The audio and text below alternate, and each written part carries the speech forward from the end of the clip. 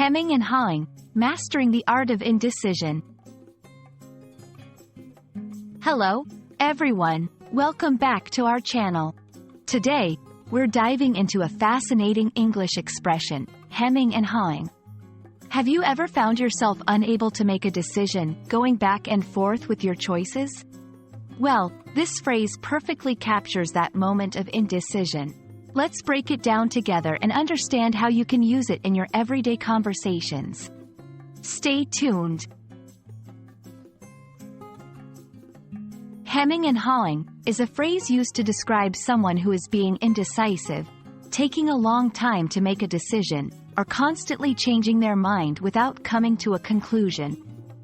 It often involves a lot of verbal fillers like well, or even silence as the person tries to decide.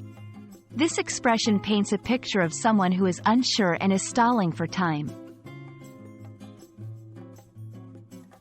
The origins of hemming and hawing are quite interesting.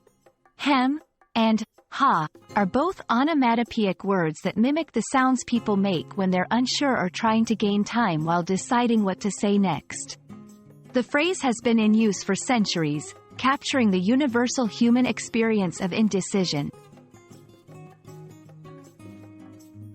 Now, let's look at how to incorporate hemming and hawing into your conversations.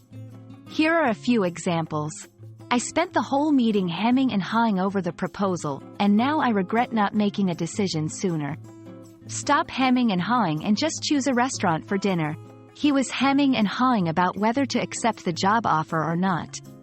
Notice how the phrase can be used in various contexts, from casual conversations to more formal discussions.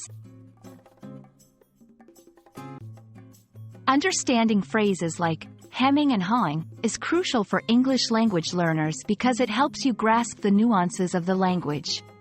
It allows you to express complex ideas succinctly and connect more deeply with native speakers by using expressions that are part of everyday conversations. We hope this video has shed some light on the meaning and usage of hemming and hawing.